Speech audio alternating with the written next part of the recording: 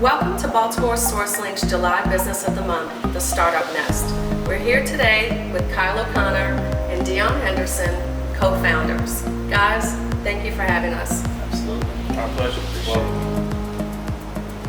Dion, Kyle, what prompted you to start the Startup Nest? So, in 2015, we came together. I actually presented an opportunity to Dion and our other partner Marcus. Not only had we already been working together for a few years at that point, but we also had a few successes under our belt. So me being from the area, I tapped Dion on the shoulder. I said, hey, look, we should definitely take a look at Baltimore in terms of creating a platform for entrepreneurs to kind of navigate the waters of entrepreneurship. We're both, actually all of us are serial entrepreneurs, so we know what it's like to be on the tough times as well as the successful times in business. And we felt that if we had something like this while we were coming up through the ranks, just imagine the opportunities from there.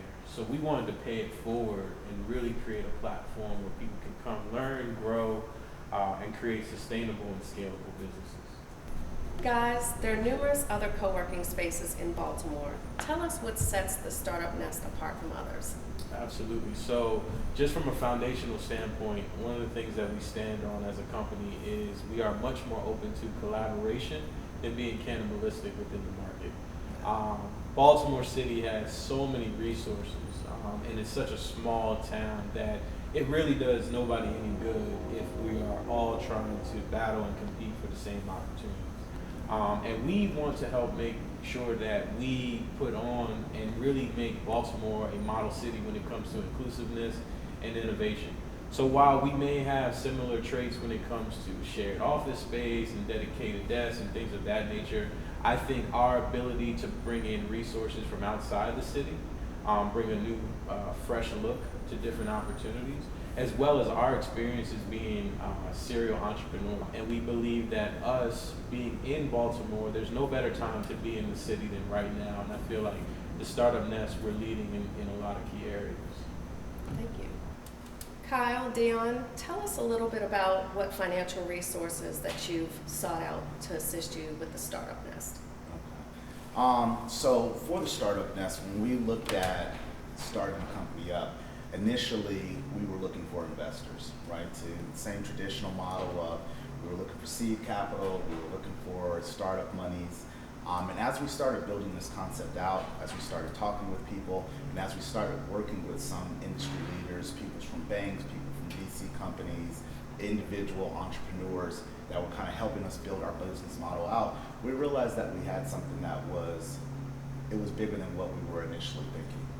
And in the event that we were able to stay true to our true course and not be swayed, because one of the things that we realized is that with every investor, every company, every level of funding that we were seeking, it came with a change to the model of their preference. And that's really what kind of got us to the point where our company, our primary company, my primary company is Cornerstone Capital Group. And so we have been funding companies, providing seed capital and lending for quite some time with Cornerstone Capital, started in 2012.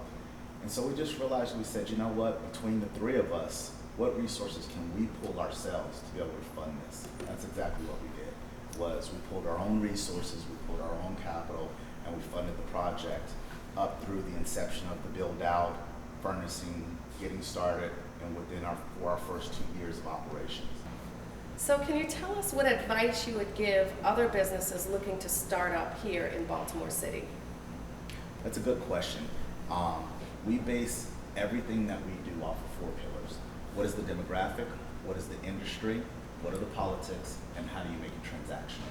If you include those 4 pillars into your business mindset and business model, it will answer just about every question that you need to facilitate in order to be successful. How do you get funding? Where does that at? How do you find the resources, accounting, lawyers, consultants? Where are those things at? Baltimore, the state of Maryland, there's a lot of resources. The state and the government has a lot of resources. So one, it's understanding that so you're not duplicating effort. you know, you're utilizing resources that have already been put in place to help you succeed. That really is one of the things that the Startup Nest is focusing on, which is highlighting resources that already exist to help you get further down the road so that you spend less time, you spend less money, you spend less, you know, duplicated of effort when you can, you know, go further along by knowing what resources are available. But a true testament and a true case study is Kyle O'Connor. I think that definitely can kind of shine some light on that. I appreciate that. I didn't pay you to say that either, so I appreciate that. First and foremost, everybody needs to check out Sourcelink as well as the Small Business Resource Center, because that's just another example of a hidden gem that a lot of times people just look over for whatever reason, I'm not sure, but it's packed with just a wealth of resources. So shout out to you guys. Thank you. But more importantly, like Dion said, the key to success is access to information. Dion, Kyle, let us know about a success story that the Startup Nest has had. You know, there's a lot of people that have come through our doors that may have great ideas, but just don't know how to get started. You know, we had a really cool, one of the most touching opportunities that we had here was we actually had a youth tech conference here. Shout out to Tony Lawson from the B organization, and also OpenWorks. They were here, and that's a good example in terms of collaboration. But we had 65 to 70 kids in here building robots, doing 3D printing, all these different type of things that, you know, me as a youth, I never had those opportunities, and I can't think of the countless other people who didn't have those opportunities as well. You know, that's just one example.